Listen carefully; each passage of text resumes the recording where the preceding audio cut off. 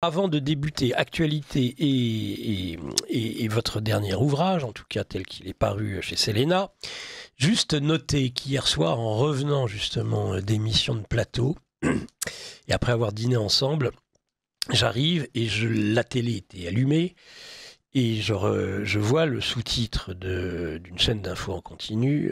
Ça commence par un B, ça finit par un R, non un M. Ça se termine par un R si on y ajoute menteur. Mais, et le sous-titre était Est-ce que la Russie prépare la guerre nucléaire? Alors je me suis dit, qu'est-ce qui s'est passé? Est-ce qu'il y a eu enfin cette réaction de Poutine? Mais pensez-vous, rien du tout. À part, on avait un général qui avait un peu dont je ne donnerai pas le nom, mais qui avait un peu la moumoute de travers, qui zozote. Vous me permettez de résumer la politique des élites européennes actuelles, et c'est exactement ce genre de phénomène. Vous allez dire l'inversion accusatoire? Non? Non, ils veulent avoir la peur et l'argent de la peur. Je crois que tout est dit dans cette formule, la peur et l'argent de la peur, c'est rien que ça.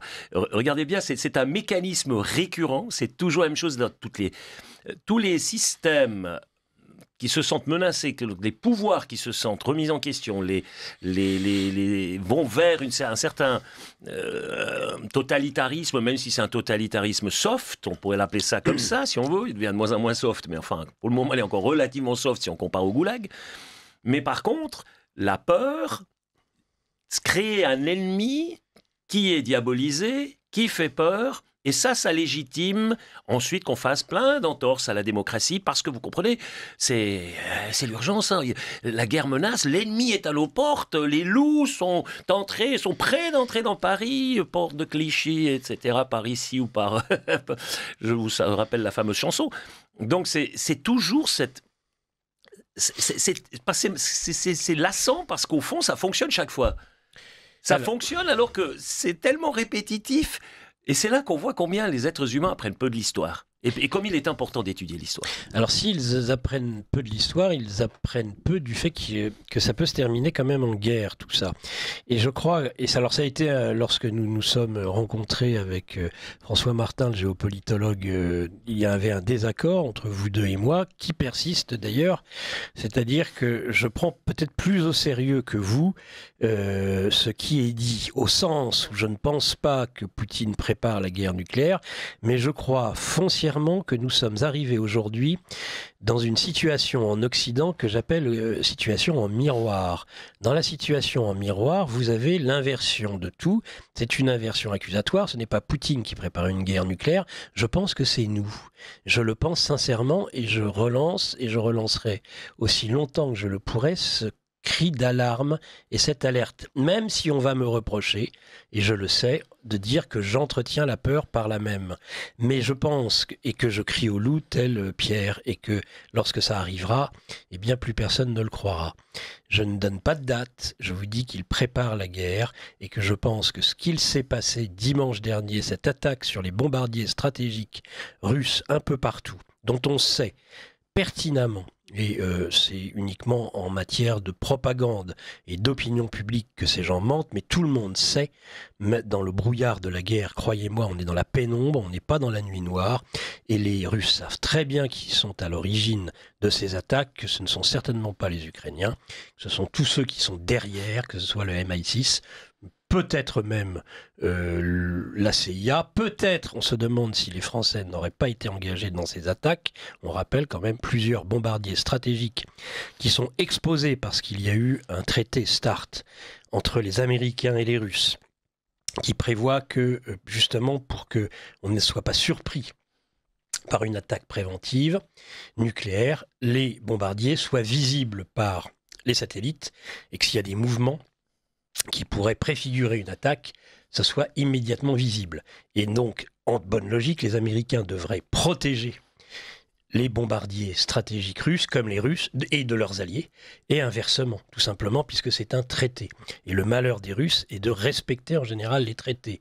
Ça ne leur a jamais porté chance. Il en est par exemple aussi de Minsk 1 et 2, de toutes les tentatives de négociation, de la demande de sécurité, d'une architecture de sécurité en Europe avant l'intervention spéciale de Poutine en Ukraine, eh bien on le sait, les anglo-saxons ne respectent rien.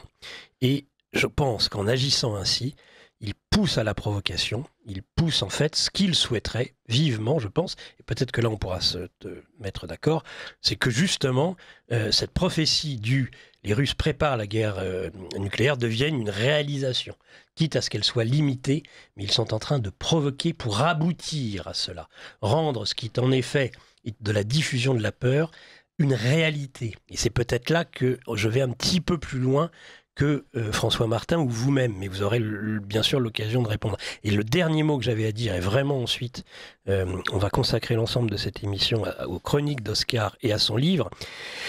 Quand je parle d'inversion accusatoire, je n'hésite pas à aller dans le sens de ce qui est le gardien du seuil, de diable. C'est-à-dire que l'Occident aujourd'hui, je suis désolé de le dire, on l'a vu avec la fausse parenthèse enchantée des cérémonies d'ouverture des JO et de fermeture, elle est satanique. Et donc, le principe même du satanisme, c'est le miroir.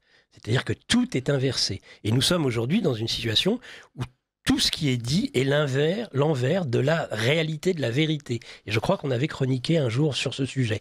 Et ça, c'est typique de la pensée dans un miroir. On nous a mis comme dans un miroir. Les opinions publiques, on déverse systématiquement le mensonge au sens où il est vraiment l'envers de la vérité actuellement. Ce ne sont même plus des mensonges par omission. C'est du mensonge tout court. Et ça, c'est le propre de celui qu'on appelle le gardien du seuil, qui, s'il est là pour être au seuil et nous vérifier, cherche aussi, c'est le mystère du mal, à nous piéger. Selon moi. Voilà. Et selon mes maîtres. L'analyse était très exhaustive, elle est juste sur plein d'éléments, sauf sur cette crainte de voir cette guerre nucléaire. Et je vais vous j'ai un argument implacable à contre. Même limité. Parce que même limité, il y a des plans. Parce que le premier qui envoie l'atome a perdu, donc même limité. Mais pourquoi ? Je n'ai pas besoin d'argumenter longuement. La réponse est très brève. Oui. C'est que je suis très rassuré actuellement parce qu'ils parlent tous de guerre. Le jour, ils parleront tous de paix, je m'inquiéterai. Maintenant, ils parlent tous de guerre. Tant que tu parles de guerre, tu ne la fais pas. Quand tu commences à parler de paix, tu finis par faire la guerre. Quel était le politicien dans la Deuxième Guerre mondiale qui a le plus souvent utilisé le mot paix dans ses discours ? C'était Adolf Hitler. C'est prouvé statistiquement. Ils ont pris tous les discours des quelques années qui ont précédé. Ils ont vu qu'il n'y en a pas un qui a pris autant le mot paix dans sa bouche qu'Adolf Hitler avant 1939. Et nous, on ne dit pas toujours paix. On n'est pas les Ici, Européens ils ne parlent disent que pas... de guerre maintenant. Regardez le discours de Merz, c'est que la guerre à la Russie. Macron, c'est tout du bellicisme. Starmer, toute l'équipe, ils ont que le mot guerre, guerre, guerre, guerre. Oui, mais donc, paix par la force. Oui, mais un chien qui aboie ne mord pas. Ouais, mais... Un chien qui aboie ne mord pas. Ils n'ont pas les dents pour mordre. Ils n'ont pas les dents. Ils savent très très bien ce qu'il y a en face. Ils sont pas complètement cons. C'est juste pour utiliser les Russes et les méchants pour régler leurs problèmes internes parce qu'ils sentent qu'ils commencent à être submergés, qu'ils ne contrôlent plus rien. Il y a maintenant Geert Wilders qui a fait péter le gouvernement hollandais. S'il prend le pouvoir là-bas, ça change tout. En Pologne, ce qui s'est passé. En Roumanie, ils ont encore réussi, mais avec des moyens tellement visibles et tellement absurdes à empêcher Georgescu d'arriver au pouvoir que toute l'Europe a vu et tout le monde commence à comprendre que cette Europe-là n'a plus rien de démocratique. Van der Leyen est en guerre ouverte contre Meloni. Meloni est en train de prendre le dessus. Je vous jure, c'est uniquement par rapport à la politique intérieure de l'Union européenne. Ça n'a rien à voir avec l'Ukraine. Ils en ont rien à foutre de l'Ukraine. Rien du tout. Mais l'Ukraine, c'est le dernier de leurs soucis. Parce que sinon, on n'enverrait pas tous les jours 1000 Ukrainiens se faire trucider. Donc, ça les intéresse même pas. Ils n'ont pas d'autre choix que la guerre, Oscar. Mais ils ont en face d'eux un joueur d'échecs, ils ont en face d'eux la réincarnation de Kutuzov. Poutine ne se laisse pas provoquer. Il est d'une incroyable... D'ailleurs, regardez bien la réaction de Trump. Il a tout de suite téléphoné, lui, à Poutine, pour lui dire, écoute, je suis un peu embêté, enfin non, mais je n'étais pas informé, bon, on ne sait pas trop, hein. Mais il a tout de suite essayé de calmer le jeu. Pendant 2 jours, un silence assourdissant sur tout le social, alors que lui, d'habitude, il a toujours la gueule ouverte pour commenter tout et n'importe quoi. Là, oups, gros silence. Il s'est dit, merde, là, on commence à être mal. Il tente un découplage. Il est vrai que Trump tente un découplage, que ce soit d'ailleurs avec Israël au Proche-Orient, et enfin avec Netanyahou, plus qu'Israël. et avec les bellicistes, les nationalistes intégristes, intégraux, que peuvent être Zelensky et la bande, entre autres, des Chevaliers de l'Apocalypse, dont l'un est une femme qui est Van der Leyen, mais sinon vous avez en effet les trois du train à Kiev, Starmer, le bon sens Merz, finira par l'emporter. Le bon sens, c'est que il y a un accord entre les Américains et les Iraniens qui cassent les ailes à Netanyahou et son désir de faire une guerre à l'Iran. Il y aura un accord sous l'égide des Russes, qui sont fiables quand ils disent, ils l'ont déjà fait une fois, ils mettront la matière nucléaire, l'enrichissement de l'uranium et le plutonium en Russie, et il ne sera utilisé qu'à des fins civiles, et les Russes seront garants, et eux, on peut compter dessus, ils se tiennent à leurs accords. D'ailleurs, l'accord START, ils l'ont dénoncé en 23, ils s'y tiennent toujours, même s'ils l'ont dénoncé. Donc ils tiennent même les accords qu'ils ont dénoncés. Donc vous voyez à quel point ces gens-là sont fiables au niveau de leur parole. Et donc là, ça réglerait pas mal le problème, parce que là, Netanyahou est très fragilisé, parce que lui, il ne tient aussi que par la guerre. Il ne tient que par ça. Si la guerre s'arrête, Netanyahou est balayé, son équipe de malades, ils sont balayés. Donc, il y a une solution. Elle est là, elle tend les bras à Trump. J'espère qu'il aura cette intelligence. Mais vu que c'est un homme d'affaires et qu'il veut faire du business et que ça commence à l'empêcher dans le business, je pense qu'il va le faire. Et au niveau de l'Ukraine, c'est très simple. Bon, il va arrêter de livrer des armes, gentiment, sans qu'on s'en aperçoive trop. Il sort par la porte de derrière, il laisse les Européens dans leur gesticulation. Parce que tout ce que proposent et promettent les Européens, mais ils n'ont pas le centième des moyens de ce qu'ils disent. Donc c'est vraiment, je vous dis, c'est un chien édenté qui aboie. Ils n'ont pas les moyens.